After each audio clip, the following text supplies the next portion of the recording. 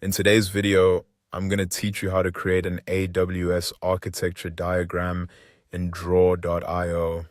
To get started, open draw.io, also known as diagrams.net, and make sure you're inside the main diagram editor. Once you're there, go to the menu bar at the top of the screen, click File, and then choose New from the drop-down menu. This opens the template selection dialog, which is where you can start a new diagram based on a ready-made layout instead of building everything from scratch. Using a template is a great way to save time, especially when you're creating cloud architecture visuals. In the dialog box, look over to the panel on the left side and find the cloud category. Click it to expand the available options, then select AWS.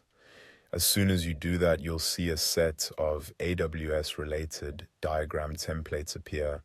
Take a moment to browse through them and choose the one that best matches the kind of architecture diagram you want to build. When you've found the right one, click Create. After that, another dialog box will appear, giving you a chance to adjust a few file settings before the diagram opens. Here you can edit the file name, choose the file type, and decide where you want to save the file. This is useful if you want to stay organized from the beginning, especially if you'll be creating multiple diagrams for different systems or projects. Once everything looks good, click Save. You'll now see the AWS template loaded into the canvas. From here, you can begin customizing the diagram. If you want to add more shapes or connectors, use the panel on the left side of the editor. This is where you can drag in additional elements to represent services, connections, or other parts of your architecture.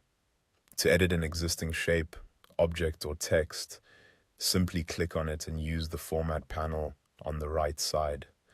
That panel lets you adjust the appearance and other settings so the diagram matches what you need.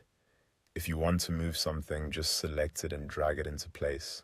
You can also resize or rotate items using the handles around the selected object. For text, click the text box or the shape that contains the text, then update the wording as needed.